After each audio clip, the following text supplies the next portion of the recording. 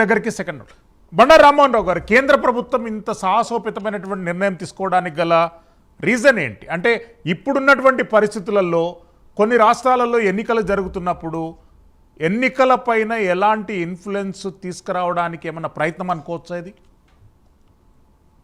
శ్రీశైలం గారు, అందుకని నేను మొదలుపెట్టే ముందు సుబ్బారావు గారు అన్ని పాత విషయాలు చెప్పాను. యాక్చువల్ గా ఆ పద్ధతులు జరుగుతుంది. 131 సవరణ బిల్లు అందరు పార్లమెంట్ సభ్యులకు అందింది, పేపర్స్ అని చదివిన వాడిగా చెప్తున్నాను. ఎందుకంటే ఆ పాత పద్ధతిలో ఇవన్నీ ఉన్నాయి, కాదంటలేదు. జనాభా ప్రాతిపదికన వస్తే ఏం జరిగింది చెప్పి నేను 3 అంశాలు చేస్తున్నాను. కొంచెం టైం ఇవ్వండి నాకు, ఎందుకంటే అకాడమిక్ కనుక. మొట్టమొదటిది చరిత్రలో ఏం జరిగింది, తర్వాత మనం ఎట్లా నష్టపోయినాం, నష్టపోకుండా 50 ఏళ్ళు ఎందుకు ఫ్రీజ్ పెట్టి ఇందిరాగాంధీ గాని వాజ్పేయి గాని తెలుసుకున్నాక మనం రేవంత్ రెడ్డి ప్రతిపాదన అయింది. రేవంత్ రెడ్డి ఎంత అనాలోచితంగా మాట్లాడుతుందో చెప్తాను. ఫస్ట్ ప్రతిపాదన ఏంటంటే, మీరు అన్న రాజకీయ కోణం నేను మొదలు చెప్తాను. రాజకీయ కోణం ఏంటంటే, పూర్తిగా ఈ ఎన్డీఏ గవర్నమెంట్, ముఖ్యంగా మోడీ ప్రభుత్వం ఇవాళ ప్రతిపక్షాలను టార్గెట్ చేస్తూ మహిళా బిల్లు అనే దాని మీద భుజాల మీద తుపాకీ పెట్టి వీళ్ళు మహిళలకు వ్యతిరేకమని ఎస్టాబ్లిష్ చేసి వాళ్ళ ఓట్లు సంపాదించుకోవడానికి ఈ 2 రాష్ట్రాల పోలింగ్ కన్నా ముందు పెట్టింది చాలా తప్పు అంటున్నాను. స్పష్టంగా చెప్తాను, తప్పు. అంశం నేను పూర్తిగా ఈ డిలిమిటేషన్ సమర్థిస్తున్నాను. కానీ ఈ అంశం ఇది సమయం కాదు, సందర్భం కాదు. ఈ 2 అంశాలను కలగలిపి బెల్లం కలిపినట్టు ఇవాళ 2 అంశాలు అసలు బిల్లు పాస్ అయింది ఎప్పుడో కదా, 30 నెలల క్రితం కదా, 2023లో కదా. 2023లో బిల్లు పాస్ అయితే అప్పటి నుంచి అప్పుడు ఏమన్నారు ఇండియా గవర్నమెంట్, 2029 లేకపోతే 34 అమలు అయితే అన్నారు. అప్పుడు ఇదే కాంగ్రెస్ పార్టీ తను కూడా బయట పెడతానే, ఇదే కాంగ్రెస్ పార్టీ ఏమనేది 2024లో చేయండి, అంతదాకా ఎందుకు అని అన్నారు కదా. అందుకనే అప్పుడు అసలు 30 ఏళ్ళు కాంగ్రెస్ పార్టీ వాళ్ళు ఎందుకు ప్రవేశపెట్టలే, మొన్న 23 దాకా ఎందుకు ఆగింది అంటే దానికి ఒక చిక్కు సమస్య ఉంది శ్రీశైలం గారు. ఎందుకంటే కొంచెం అకాడమిక్ ఇది. దానిలో ఏంటంటే, బీసీలకు మహిళలకు రిజర్వేషన్ కావాలని ఒక దుర్మార్గంగా మహిళల మీద ములాయం సింగ్ యాదవ్, లాలూ ప్రసాద్ ఏం మాట్లాడిన వాళ్ళంటే, బాబ్డిహర్ మహిళలు అగ్రవర్ణ మహిళలు వస్తారు అని మాట్లాడిండ్రు. కానీ ఆనాడు నేను అలాంటి వాటి చాలా ఆర్టికల్స్ రాశాను, మీరు కూడా జర్నలిజంలో ఉన్నాను. నేను ఆనాడు కూడా ఏమన్నామంటే, ఇది ఎస్సీ ఎస్టీలకు రాజ్యాంగ పరంగా సీట్లు ఉన్నాయి చట్టసభలు, బీసీలకు స్థానిక ప్రభుత్వాల్లో కానీ ఉన్నాయి కానీ చట్టసభలు లేవు. మనకు 5వ తరగతి లేకపోయినాక బీసీలకు అక్కడ పురుషులకు పుట్టినప్పుడు కదా మహిళలకు పుట్టేది కదా. అంటే బీసీలకు రిజర్వేషన్ మొదలు బేసిక్ ఎక్కడ కావాలి, చట్టసభలు రావాలి, వచ్చినాక మహిళల గురించి అడగాలి. వీళ్ళు ఏం చేసి రాకముందే మహిళల గురించి అడిగి దాన్ని మొత్తం బొందబెట్టేసి 30 ఏళ్ళు అయిపోయిన దాన్ని ఏం సమస్య లేకుండా ఆనాడు 2023 నాడు అన్ని పక్షాలు ఆమోదించినాయి. ఆ ఎన్డీఏకు ఆనాడు మెజార్టీ కూడా ఉంది. నిజానికి ఇప్పుడు ఎన్డీఏ గవర్నమెంట్ మెజార్టీ లేదు, కాంగ్రెస్ కాళ్ళు పట్టుకుంటే తప్ప సాధ్యం కాదంటున్నాడు. కాంగ్రెస్ వాళ్ళు ఆమోదిస్తే తప్ప ఇది సాధ్యం కాదు బిల్లు, అది కూడా చెప్తారు. ఆనాడు 303 స్వయంగా బీజేపీకి ఉన్నాయి 2019 తర్వాత ఎన్నికలలో. అట్లాగే 50 సీట్లు మనకు మిత్రపక్షాలకు ఉన్నాయి. అది పోగా వైసీపీ రహస్య మిత్రుడు 22 సీట్లు అగ్గున్నాయి. మనం నవీన్ పట్నాయక్ అదొక 17 సీట్లు ఉన్నాయి. 400 సీట్లు ఎన్డీఏకి అనుకూలంగా ఉండే అప్పుడు ఆ సమయంలో బిల్లు పాస్ అయింది. కానీ ఇప్పుడు వాళ్లకు అంతా కలిసి 240 సీట్లు బీజేపీకి, 293 కలిపి మొత్తం కలిపి 93, మహా అయితే ఒక 4 సీట్లు వైసీపీ ఉన్నాయి అంతే తప్ప 300 దాటలేవు కదా. మరి 383 కావాలి, ఈ బిల్లు పాస్ కావాలంటే 383 స్థానాలు కావాలి.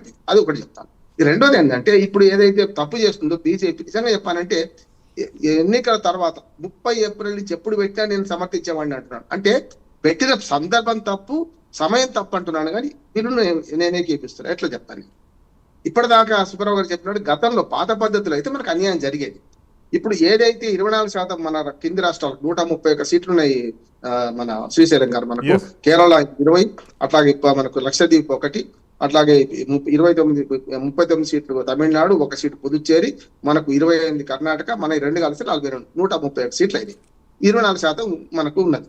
24% దాటి ఇప్పుడు ఒకవేళ ఇప్పుడు కొత్త ప్రతిపాదన ఏమంటుంది ఎన్డీఏ గవర్నమెంట్, పూర్తిగా అన్ని రాష్ట్రాలకు 100 ఉంటే 150 చేస్తామంటుంది. తప్పులేదు కదా. ఇక్కడ జనాభా ప్రాతిపదికన చేస్తే తప్పు అవుతుంది. 2026-11 జనాభా లెక్కల ప్రకారం చేస్తలేరు. ఇక్కడ జనాభా లెక్కల ప్రకారం ఏం పోతలేరు. కేవలం ఉన్న సీట్లను మహిళల కోసం 130 సీట్లు ఇవ్వాలంటే 50% ఇది వెచ్చి సాధ్యమవుతుంది. 543 ఏం చేసిండ్రు, 816 అన్నారు. ఇప్పుడు కొత్తగా బిల్లు చూస్తే మీరు అన్నది కరెక్ట్, 850 వేస్తారంటే 35 సీట్లు కేంద్ర ప్రాంతాలకు పెంచే ప్రయత్నం చేస్తారట. అటువంటి అప్పుడు ఏమైందంటే, కేంద్ర ప్రాంతాల్లో ఇప్పటికే చాలా తక్కువ ఓట్లకు ఎంపీ ఉన్నారు శ్రీశైలం గారు. లక్షద్వీప్ ఎంత, చాలా లక్షల జనాభా ఉంటుంది, కోట్ల లేదు జనాభా. అక్కడికో ఎంపీ ఉన్నాడు. గోవాలో 2 సీట్లు ఉన్నాయి. రేవంత్ రెడ్డి గారు అదే ప్రస్తావించారు. గోవాలో 2 సీట్లు ఉన్నాయి. 2 సీట్ల జనాభా ఎంత మనది మల్కాజ్గిరి అటువంటి 4 కాన్స్టిట్యూన్సీ మన గోవా అటువంటి 4 కాన్స్టిట్యూన్సీలు అయితే మన మల్కాజ్గిరిలో. అందుకని ఏమంటారు అంటే ఈ అసమతుల్యత ఉన్నది. దీన్ని నివారించడానికి ఇప్పుడు ఏదైతే కేంద్ర ప్రభుత్వం ప్రవేశపెడుతున్న బిల్లు 100కి 50 పెంచడం అనేది సహేతుకమైంది. ఇంతకంటే ఒక వేఅవుట్ లేదంటున్నాను. ఇక రెండోది ఈ అనుమానాల ప్రాతిపదికగా విమర్శ చేస్తుంది కాంగ్రెస్. దుర్మార్గమైన విమర్శ ఏంటంటే వాళ్ళు ఏమంటున్నారు, మనకు దక్షిణాది రాష్ట్రాలు నష్టం జరుగుతుంది అంటున్నారు. నేనంటే ఇప్పుడు నష్టం ఉన్నది, అదే నష్టం ఎక్కువ సీట్లతో కొనసాగుతుంది. ఎప్పుడైనా మ్యాజిక్ ఫిగర్ అయితే మారదు కదా. ఇప్పుడు మ్యాజిక్ ఫిగర్ 543లో 272 సీట్లు, ఒకటి 850 అయితే అందులో సగం కావాలి కదా. అప్పుడు కూడా ఈ దక్షిణాది రాష్ట్రాల ఓట్లు లేకుండా చేయలేరు కదా అంటున్నాను. అంటే ఆ అనుమానాల ప్రాతిపదికగా చేసే ప్రయత్నం చేస్తుంది కాంగ్రెస్ పార్టీ. రెండోది హైబ్రిడ్ మోడల్ అంటున్నారు. అంబేద్కర్ జయంతి పాట అంబేద్కర్ గారు స్పష్టంగా చెప్పింది, రాజ్యాంగంలో రాసుకుంది ఒక మనిషికి ఒక ఓటు అన్నారు. ఒక మనిషికి ఒక ఓటు తీసేసి దక్షిణాది రాష్ట్రాలకి ఎక్కువ ఓటు సీట్లు ఇవ్వాలి, ఉత్తరాది రాష్ట్రాలకి ఎక్కువ ఇవ్వాలని తక్కువ ఇవ్వాలంటే ఎట్లా సాధ్యమవుతుంది? ఇది రాహుల్ గాంధీ అంటున్నాను. రేవంత్ రెడ్డి అంటున్నాడు హైబ్రిడ్ మోడల్ సంగతి గుట్టు విప్పుతా, కానీ రేవంత్ రెడ్డి అంటాడు కానీ దాన్ని రాహుల్ గాంధీ అంటాడా? ఉత్తరప్రదేశ్ లో 80/120 అయితే 140 కావు, 120 అయితే. రేవంత్ రెడ్డి గారు అయితే 160 అయితే అన్నాడు. కేరళలో 20/40 అయితే అన్నాడు. 20/40 కావు, 20/30 అవుతాయి. అక్కడ 80/120 అయితే 50% పెంచితే ఈ లెక్కలని తప్పు చెప్పాను. ఇప్పుడు నేనేమంటున్నానంటే రాహుల్ గాంధీ విధానం ప్రకటించమంటున్నా. జాతీయ పార్టీ కదా, బీజేపీ ఏమో ఈ సందర్భం తప్పు, సమయం తప్పు, కానీ అసలు సరైన విధంగానే ప్రవేశపెట్టింది అంటున్నాడు. కానీ కాంగ్రెస్ చేసిన డొల్లతనం ఏంటంటే ఇప్పుడు వాళ్ళు చేసిందే కదా. డీలిమిటేషన్ లో మొట్టమొదటిసారి మన రాష్ట్రం నష్టపోయింది 76లో శ్రీశైలం గారు. చరిత్ర చూస్తే అంతకుముందు 43 సీట్లు ఉండే ఉమ్మడి ఆంధ్రప్రదేశ్ కు. 43 నుంచి జనాభా లెక్కల ప్రకారం తీస్తే ఒక సీటు పోయింది మనది. అందుకని ఇందిరాగాంధీ గారు చాలా దూరం ఆలోచించి 25 ఏళ్ళు వాయిదా వేసిండ్రు. ఆ తర్వాత వాజ్పేయి గారు వచ్చి కూడా మళ్ళీ 25 ఏళ్ళు వాయిదా ఇచ్చారు. కానీ ఇంటర్నల్ గా జరిగినాయి. 76 తర్వాత 2001 జరిగింది. ఎందుకంటే మన రాష్ట్రంలోనే మల్కాజ్గిరి కొత్త మల్కాజ్గిరి కానివ్వండి, ఖైరతాబాద్ కానివ్వండి, కొన్ని మార్పులు చేర్పులు జరిగాయి. ఖైరతాబాద్ అవన్నేమో అసెంబ్లీ స్థానం, ఖైరతాబాద్ 4.5 స్థానాలు, ఖైరతాబాద్ ఒకటి. కానీ పార్లమెంట్ స్థానం మల్కాజ్గిరి వచ్చింది మనకు. ఉమ్మడి ఆంధ్రప్రదేశ్ లో నష్టపోయింది. అక్కడ 10-12 సీట్లు ఉమ్మడి ఆంధ్రప్రదేశ్ లో, శ్రీకాకుళంలో 12 ఉంటే 9 అయినాయి అప్పుడు. అంటే వితంధ్య ఇంటర్నల్ గా చేసిన దాంట్లో హైదరాబాద్ పెరిగింది కదా. ఇక రేవంత్ రెడ్డి హైబ్రిడ్ మోడల్ ఒక్క 2 నిమిషాలు నవ్విస్తే నేను మొత్తం చెప్పేస్తా. రేవంత్ రెడ్డి హైబ్రిడ్ మోడల్ రాజ్యాంగ పరంగా చెల్లదు. రేపు కోర్టులో పోతే సుబ్బారావు నెక్స్ట్ రౌండ్ లో తీసుకుందాం సార్, మళ్ళీ తీసుకుంటాను. సుబ్బారావు గారు పరిష్కారం నెక్స్ట్ రౌండ్ లో చెప్తాను. రాజ్యాంగ